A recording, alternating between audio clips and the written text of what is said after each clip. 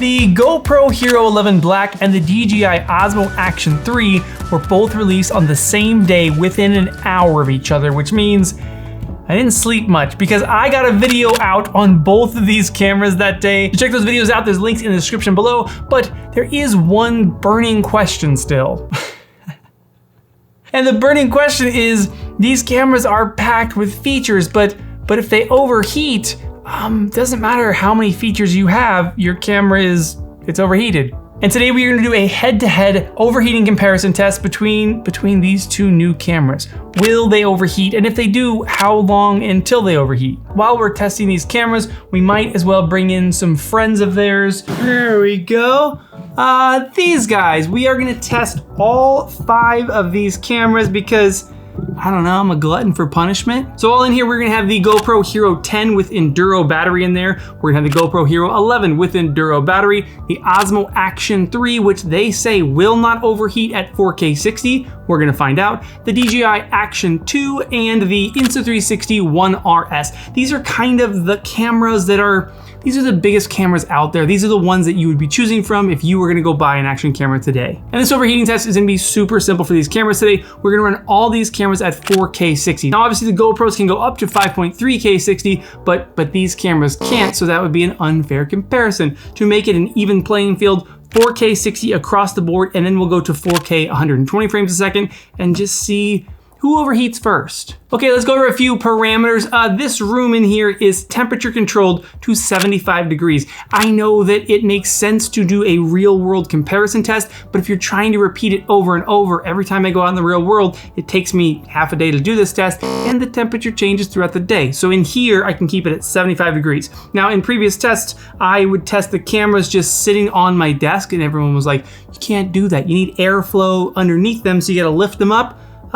All cameras lifted, check. And then the other way that we are gonna kind of recreate a real world scenario here is I'm gonna add some airflow movement here. Hang on, bring this guy in here. And I've got just a tower fan that I'm gonna put over here. Oh, nice.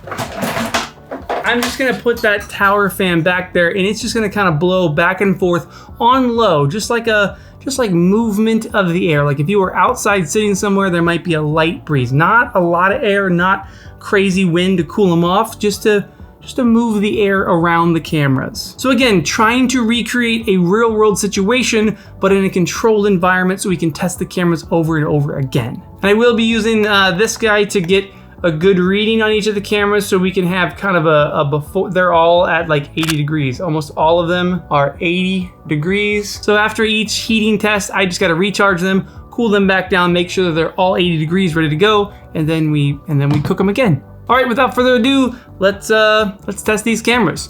Get them all fired up first.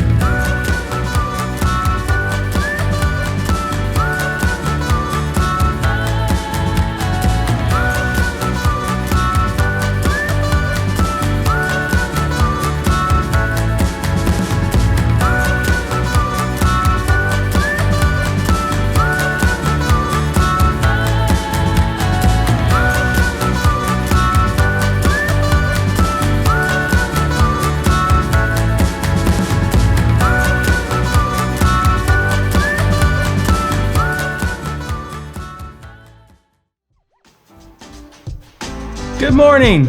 I always underestimate how long overheating tests take. It was a very late night last night finishing this up, but I do have the results. We have the average run times for 4K 60 and 4K 120 on all of these action cameras. But before I jump into the results, I want to touch on 2 quick points. One is I will have a full review video, or full comparison video rather, of these 2 cameras next week. I've been putting them against each other in all sorts of different lighting situations, all sorts of different action situations, and next week, that final comparison video will be ready for you guys. It's gonna be a good video. I'm excited for that video. But 2 is I mentioned to my good buddy Brandon, who by the way is an excellent YouTuber. He's so impressive. I love his stuff. Click up there, go check out Brandon's channel. But I said to him, I was doing this test. I was like, I'm really just putting them to the test. How long can they run at 4K 60? How long can they run at 4K 120? And he made a great point. When in the world would you run your cameras at 4K 60 or 4K 120 for that long of a period of time? Which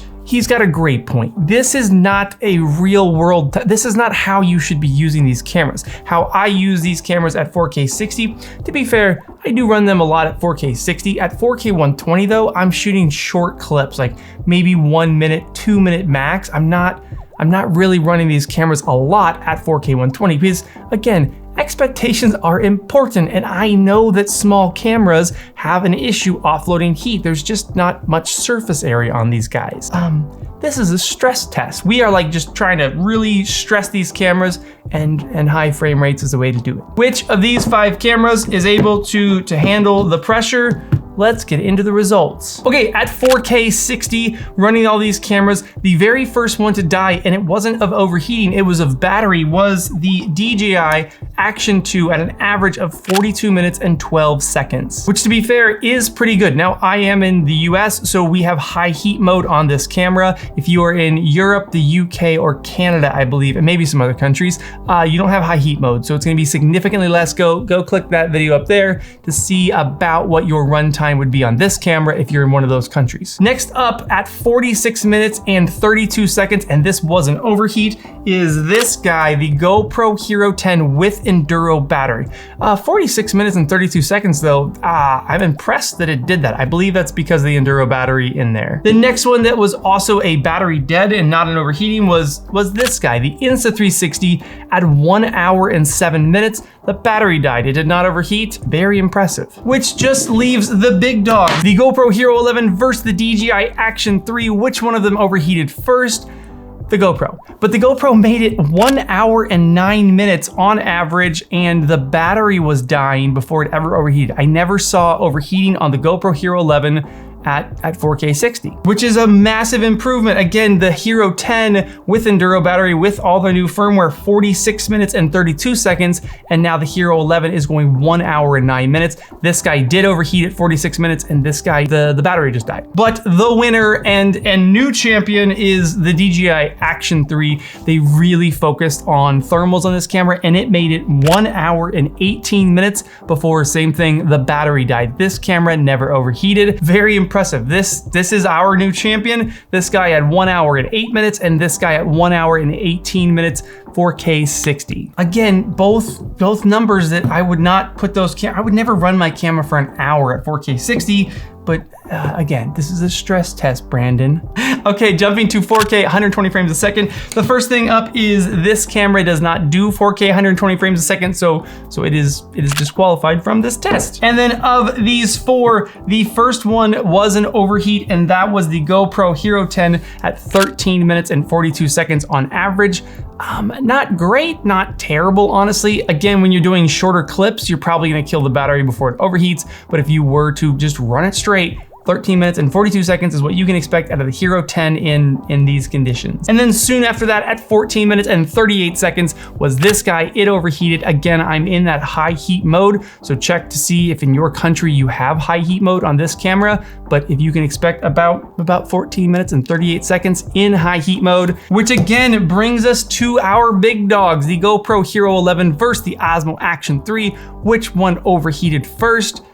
It was the GoPro. This time at 4K 120 frames a second, making it 22 minutes and 29 seconds straight on this camera, which again, I have to say, that's super impressive, and again, a big jump over 13 minutes and 42 seconds to 22 minutes and 29 seconds. But once again, the winner of our test, and it didn't even get to overheat. This thing, the battery died at 69 minutes, so 1 hour and 9 minutes. The battery died on this thing. It never actually overheated. I couldn't ever get this thing to overheat, which is very, very impressive. Okay, what can we glean from these results? What do we kind of end up with after this full day of brutal heat testing these cameras? I think there's 2 things to really think about. One, they are getting better as they go. When you look at the Hero 10 to Hero 11 or the or the Action 2 to Action 3, they realized that their cameras were overheating in some of the conditions that you guys were putting them through, and it does seem like they are working hard on it. And 2, these cameras are well within expectations. And with these small cameras doing those high frame rates, again, I don't expect them to be able to record straight for a crazy amount of time. And I would say that 22 minutes and 29 seconds out of this guy and 69 minutes out of this guy, these guys went super aggressive and were like, we're not gonna let this damn camera overheat. And these guys did a much, much better job really improving that number. In a real world use case, I don't see, I'm for sure not gonna overheat this camera, obviously, but I don't see myself even overheating the GoPro Hero 11 how I film. So while I don't see myself overheating these cameras, if you are in that situation where you are filming in higher heat situations, there's less airflow, things like that, and heat is like your number one thing, I would say for sure go get the Osmo Action 3. This camera deals with heat really well. But for the other 95% of people, I would say just compare them on features and footage and what you like better out of the cameras. That overheating thing probably won't be an issue for most people. And like I said, tune in next week. I will have a full comparison video up so you guys can make your decision on which of these cameras you like better, which one works better for you and your use case. And again, I of course will do a low light test, even though these cameras are not made for low light. Everyone asks me about low light and which camera does better in low light, so I will test it, but in low light you should just use a different camera. Look how little these things are. The sensors in there are bigger, but they're still small sensors, so not great for low light. Okay, ring that bell so you don't miss next week's video. Hit the like button because this was a brutal video to make for me, and yeah, I'll see you guys soon. Coffee lens bump. Urgh. That was a very slow lens bump because I didn't want to spill my coffee. I'm gonna go get some sleep. Eleanor! What's up, dude? I was just making a thumbnail. You wanna come say hi to everyone? Say hi, everybody. Hi. Look right there in the lens and say hi, everybody. Hi, bye. Say good morning. Good morning. Hey, it's still pretty early. What are you doing up so early? I wanted to be alone now. What?